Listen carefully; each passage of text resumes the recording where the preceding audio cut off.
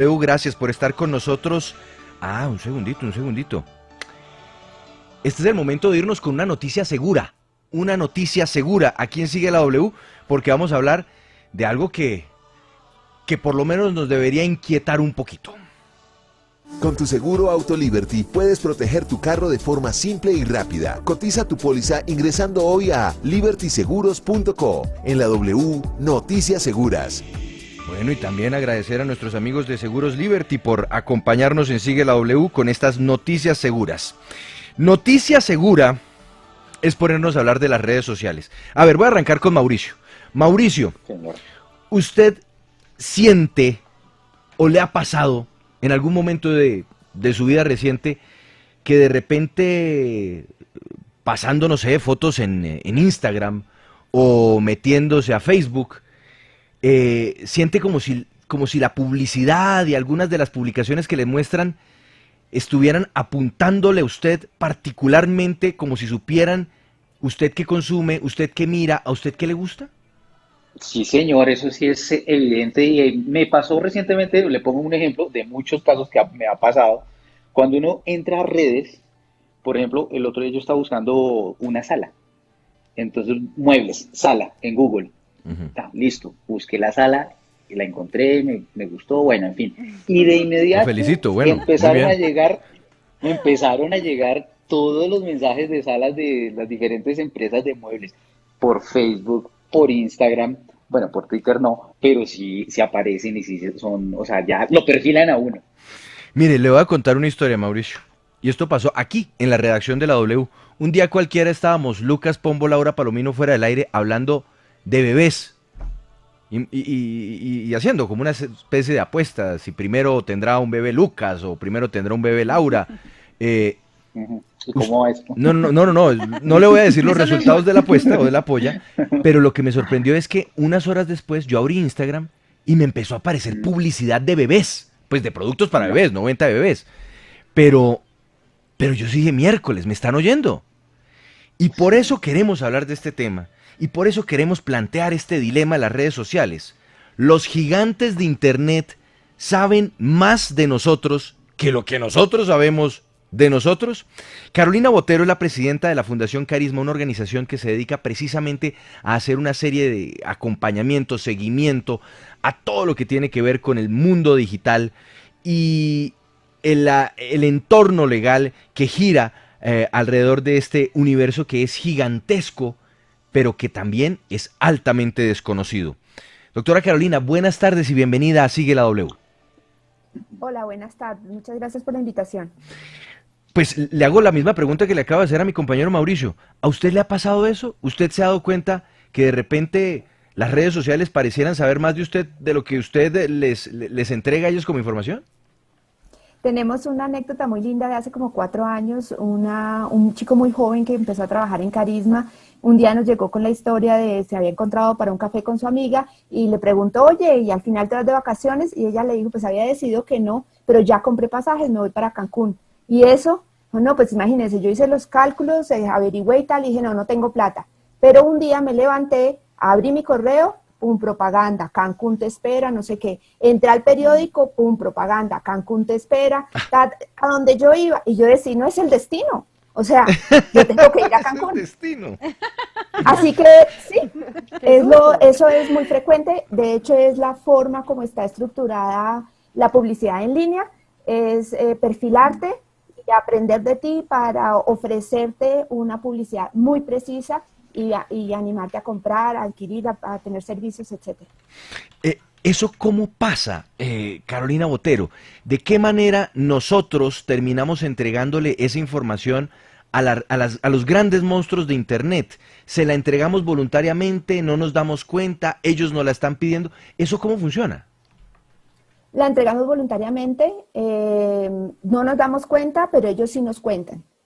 La mayoría de los servicios que hay en Internet son gratis y muchas veces el costo es permitirles acceso a nuestra actividad y nosotros con nuestra actividad revelamos muchas cosas.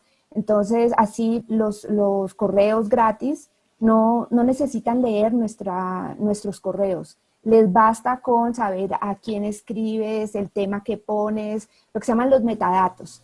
Navegar por internet revela mucha información sobre qué visitas y cómo lo visitas. Luego, cuando entras a los sitios, por ejemplo, revisa el portal de W Radio, que es gratis, y vas a ver la cantidad de cookies que hay. Y las cookies son unos pequeños programitas que se instalan y que nos siguen por donde vamos en internet y lo que hacemos en internet, entre otras cosas. O sea, es una de las funciones que tienen las cookies.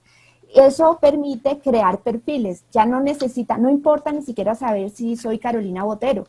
Lo que importa es, tengo un número con el que me rastrean y saben que es una mujer de aproximadamente 50 años, que vive en Bogotá, que viaja, que tiene hijos, que empiezan a hacer tu perfil y con eso te dirigen publicidad y hay todo un negocio muy grande en torno a eso. Es una de las grandes formas de las actuales formas de seguimiento.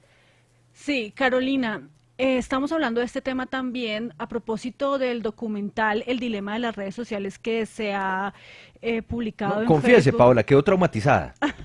Quedé asustada y por eso Para también este programa, nuestro numeral de las redes me asusta, otro numeral que vamos a impulsar hoy, Juan Pablo, porque este documental pues es muy impactante porque muestra, como usted lo decía, pues que expertos del Silicon Valley, veteranos que trabajaron en todas estas redes sociales, en Facebook, en Google, en Instagram, en Pinterest, pues cómo desde adentro se reprograma a la gente y se busca manipular que las personas pues sean un producto, que las personas no seamos los clientes, sino los productos que ellos están vendiendo.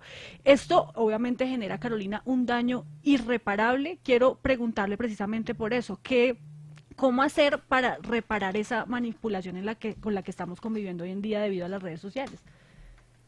Es decir, yo creo que efectivamente el efecto es ese, pero yo no creo que podamos decir que per se eso esté necesariamente mal. Todos mal que bien tenemos ese propósito, el convencer a los demás que lo que nosotros decimos, lo que hacemos, lo que vendemos es lo correcto y que los demás lo consuman. Es lo que hacen los medios constantemente, es lo que hacen las campañas de incidencia, las campañas políticas, las campañas, lo que quieras. Es decir, eso es una función. El problema es cuando una cosa se convierte en la otra. Y te pongo un ejemplo. Cuando Obama hizo su campaña hace ya ¿cuántos años? ¿8 o 10 años? Sí, hace ya 8 años.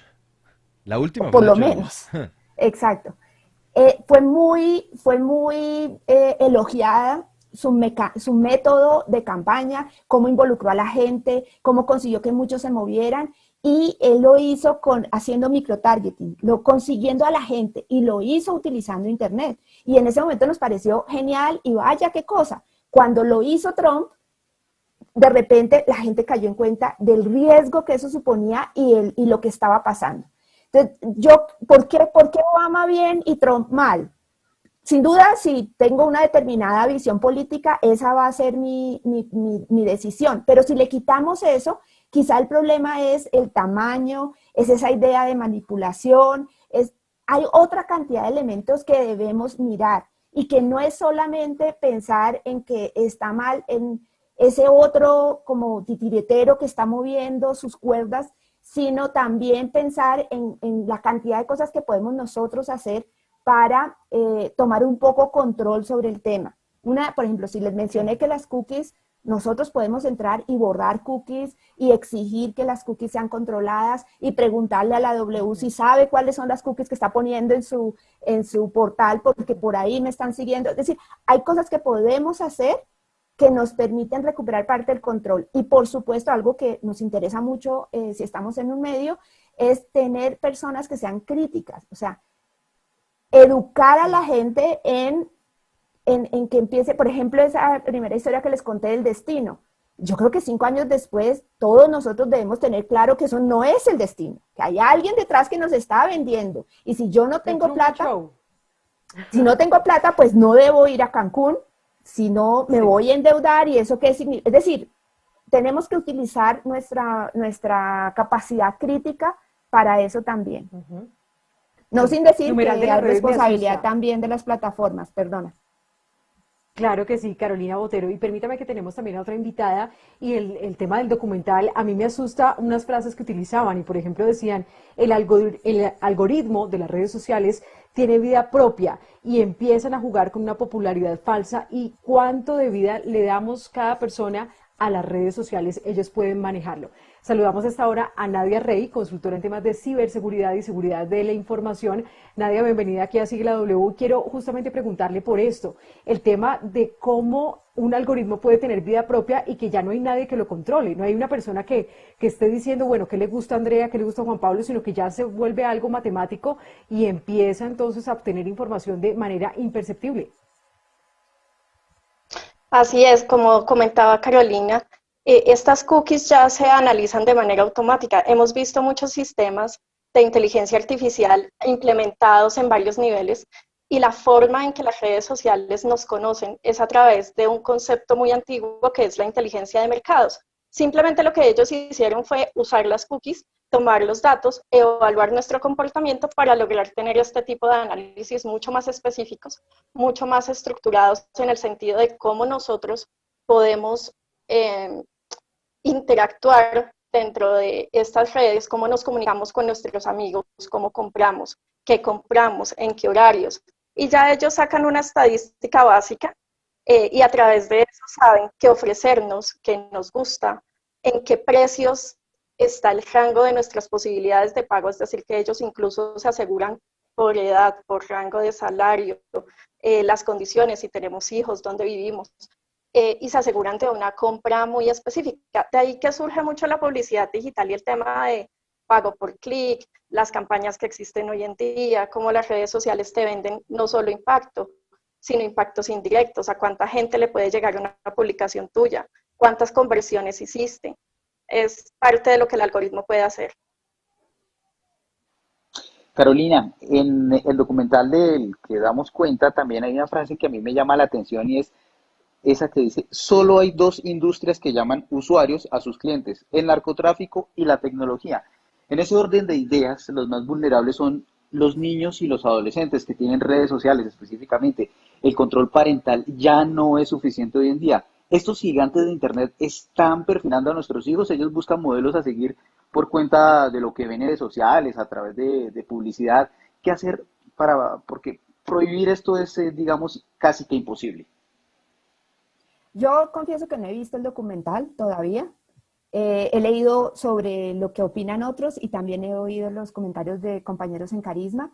Y lo primero que quisiera decir es que está claro que es un documental que tiene una inclinación muy fuerte de Europa y Estados Unidos, que habría que estar mirándolo con cuidado. O sea, nuestra realidad es diferente tan solo en términos de conectividad.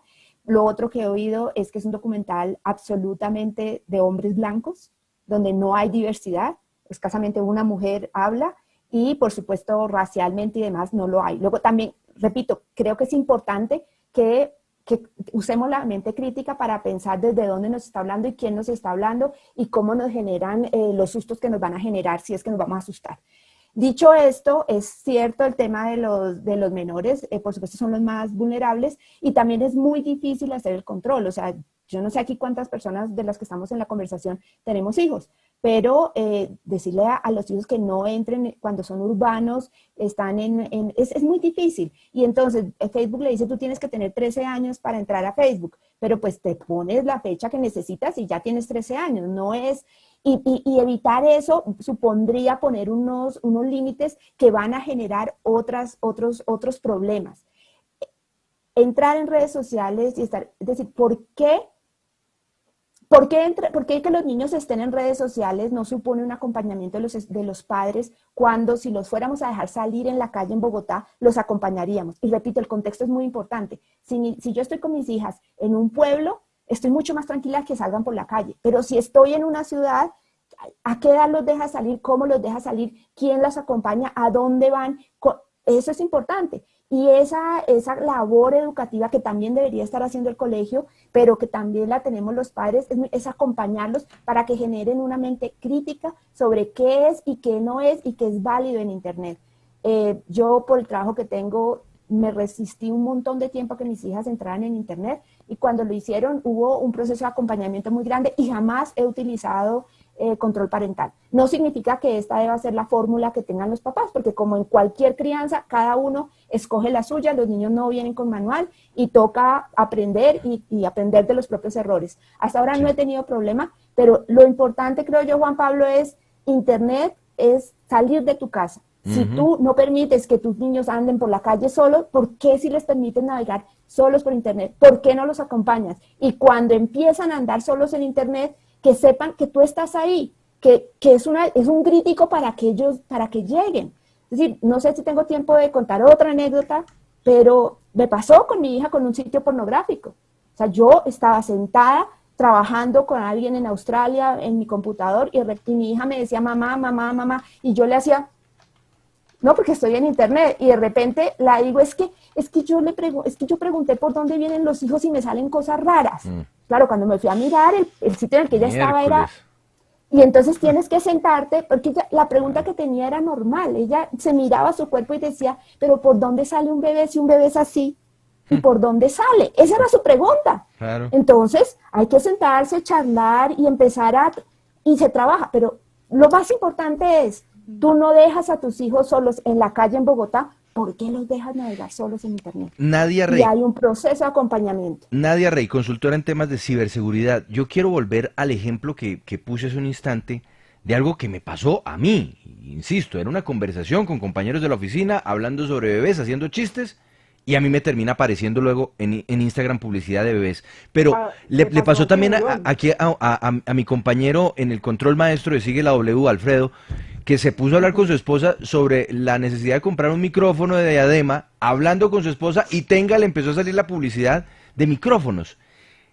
¿Nos están vigilando? Un teléfono celular, un iPad, el teléfono, nos escucha y entonces la aplicación nos está oyendo y dice, es el momento de mostrarle las cunas para los niños o los micrófonos del señor. ¿Eso está pasando? Desafortunadamente hay hoy una parte de realidad, otra parte de paranoia, pero es que si nos escuchan, sí nos escuchan.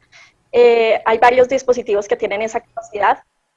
Más allá de eso, el tema es cómo nosotros nos comportamos con los dispositivos y con las aplicaciones. Como comentaba Carolina, nosotros tenemos toda la posibilidad de restringir los permisos de las aplicaciones en nuestros celulares.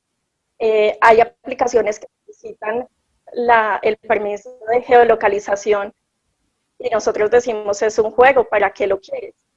Pero como usuarios somos los responsables de evaluar ese punto y decidir hasta qué nivel le vamos a dar acceso a estos servicios. Muchas veces no es solo que nosotros lo comentamos, sino que a veces lo escribimos en una nota, lo escribimos en algún sitio en internet, hacemos una búsqueda adicional. Lo ponemos en WhatsApp. Recordemos que hoy en día WhatsApp también pertenece a Facebook. Son redes sociales, ¿sí? Y todo lo que tengamos expuesto en Internet de una u otra manera puede ser analizado por terceros. La información pasa a través de servidores y redes que no controlamos directamente. Sí, precisamente sobre eso yo quiero preguntarle a Carolina, y es la responsabilidad que tenemos nosotros como usuarios, porque es que esto de las redes sociales ya es una adicción. Ya aparte del tema de que las empresas que están detrás de estas redes pues nos estén manipulando, nos estén vigilando, nos estén escuchando, pues nosotros también tenemos una participación ahí muy fuerte porque estamos pegados todo el día al celular, pasamos más de 8 horas visitando redes, las relaciones interpersonales ¿Se pasa más de 8 horas diarias en eso? Deteriorado, sí. Paola, Dios mío, ¿a qué No, horas vive? yo no, es el promedio, Juan Pablo, no, yo no. En redes y en el celular y pues no simplemente trabajando, sino en redes. Uno está en función de las redes y siempre que quiere hacer algo, si tiene planeado un viaje, si tiene planeado ir a cenar, siempre está pensando es lo que voy a publicar en redes. Esto es definitivamente una adicción. Como las otras adicciones, la drogadicción, el alcoholismo y demás, tienen un tratamiento. Carolina, ¿cuál es el tratamiento para uno dejar esa adicción a las redes? ¿O cómo podría ser el tratamiento? El micrófono, Carolina, por favor. Perdone.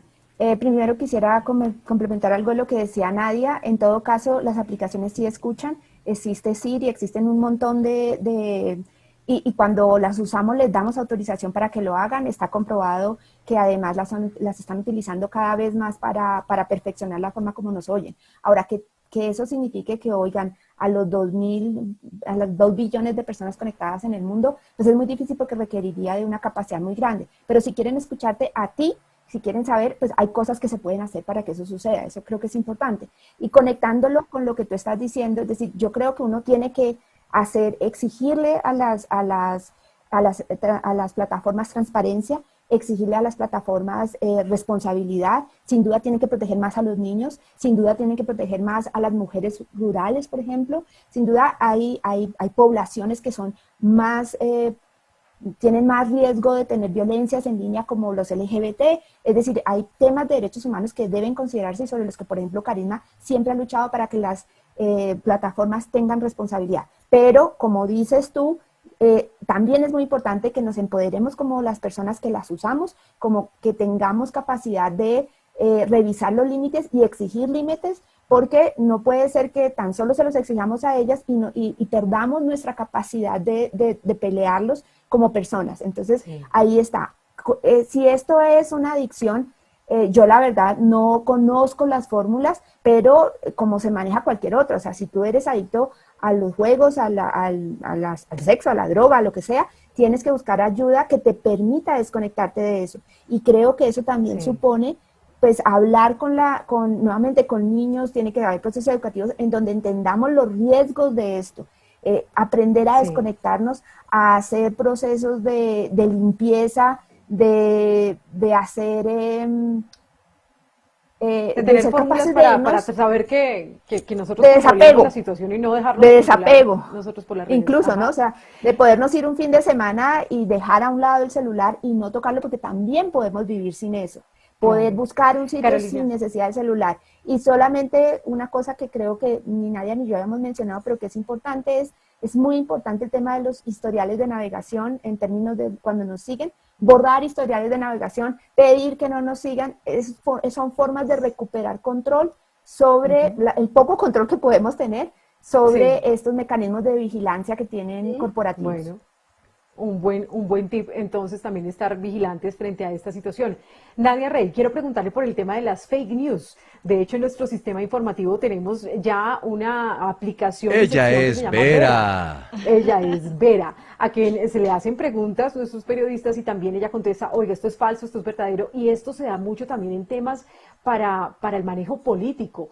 Unas fake news pueden cambiar el voto, pueden cambiar la opinión de cualquier persona y es muy importante saber cómo funciona esto de las fake news. Usted como experta, Nadia, ¿cómo funciona esto y cómo nos creemos el cuento?